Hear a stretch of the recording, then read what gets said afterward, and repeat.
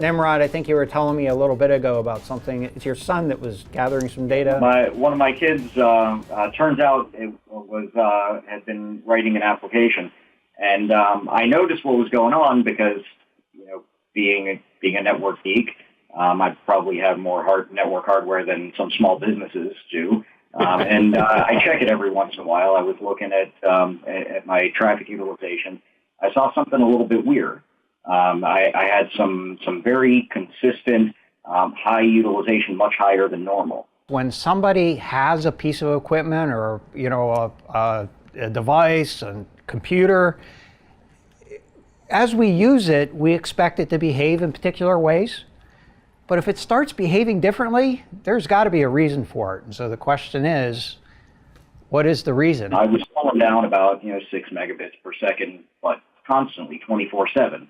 Not super high, but out of normal. Mm-hmm. So I tracked it down, and it turns out that one of my kids had been writing a Twitter bot. It was doing queries against Twitter, pulling down essentially all of English language Twitter in real time to tweet random things. Nothing really crazy complicated, but it was pulling down quite a lot of Twitter. And so it was just something that was really weird. I thought it was really relevant to this kind of discussion, so that because it's something you should really have a good understanding of what your baseline behavior is, so that you can see things that are out of the ordinary. Oh, wow. That's one of my favorite topics to talk about. I think it's important that not just as an analyst we consider baselines. It's true with almost anything. Even our cars. When we're driving a car and we hear a new noise, that's a sign. I can't tell you how many times that we've been called in to analyze a situation for a customer or something like that, and then that's the point where they start doing the analysis, and then for the next 2 weeks, everything's an attack. Right. They're just started observing the activity. They didn't realize this has been going on for about a year and a half. If they had gotten a baseline, they would have known. Your point is well taken.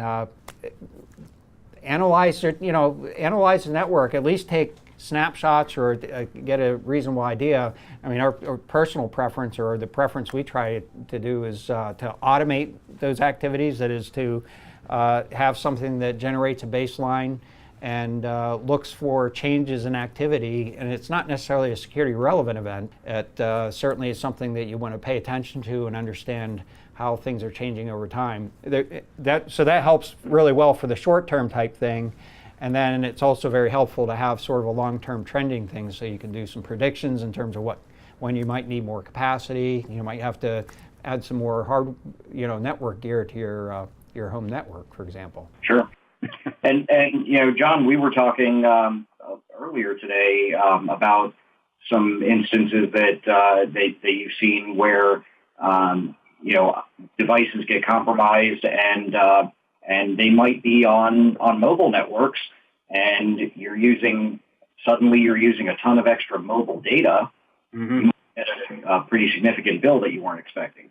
If we're using something and it's behaving differently, if it's not working properly, there's a reason for it. It might be the fact that it's, there's something going on behind the scenes that could be the root of the problem. It could be a compromise that's occurred, or it's busy doing denial of service attacks or something like that. Our internet weather report that we do every week is really, a lot of its foundation is looking at anomalies against a normalized baseline of normally we see this much traffic on this port, and all of a sudden it's through the roof. Mm-hmm. And that's when we're like, well, let's take a look. And it's good to have this kind of baselining average to know what's normal, and then when it goes out of normal, but then have the raw data that you can go look at to say, well, what's really happening underneath the covers here that's throwing this, up above normal. Yeah, absolutely. All right, very good. As always, information is king. Yeah, information is king.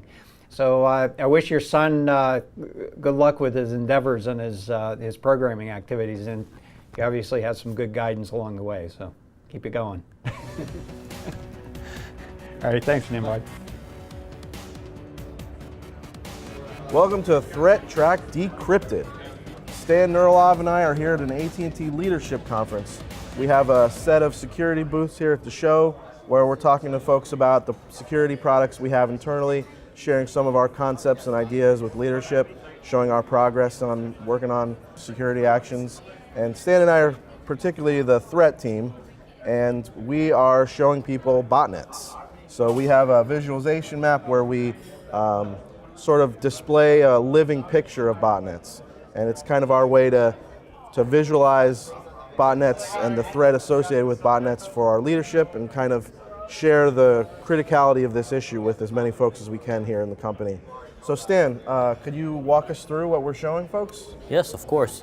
So what we're seeing here is a visualization, a geographic visualization of a very common, well-known botnet. So what we're doing is helping people understand that there's different phases to the botnet. So a lot of people are more interested maybe sometimes in the malicious activity where the malware is installed. What we're showing people is that there's also the scanning, the recruitment activity that happens. So for example, here we see a representative sample of some devices that are members of this botnet. They're scanning the internet. This is one of the primary ways for the Mirai botnet, for example, to spread. These devices scan and look for all the vulnerable devices to install malware. So this is a lot of the scanning we see in the weekly internet weather report, right? That's right, Joe. Yeah. Usually we just show you the numbers, but this Right. is actually a great way to kind of connect the dots, I guess literally, and show you where they are.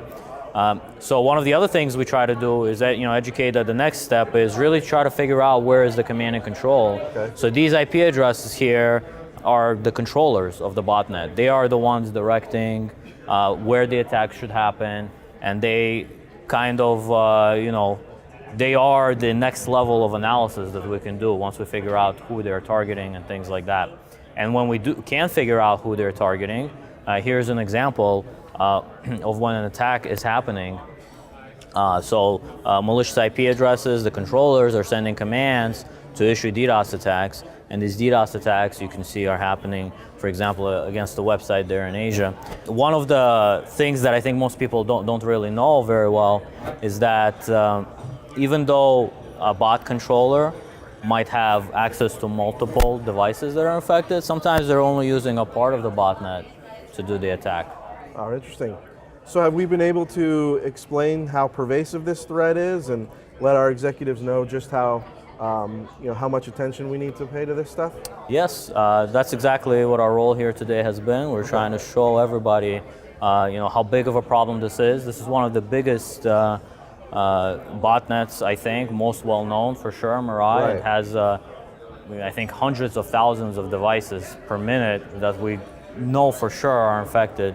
And with it being focused on IoT devices, we've been able to share, just how important it is to patch and kind of standardize IoT devices. That's a major issue and goal for our corporation to really address the IoT threat itself, and then sort of make its way back to taking care of botnets. So. And we've been lucky to have some of these conversations already with our leadership team and kind of start the thought process going about how we're going to do security in this space and what we can do to help make sure the world is actually a little bit of a better place. And of course, the IoT devices can do their function the way they're intended.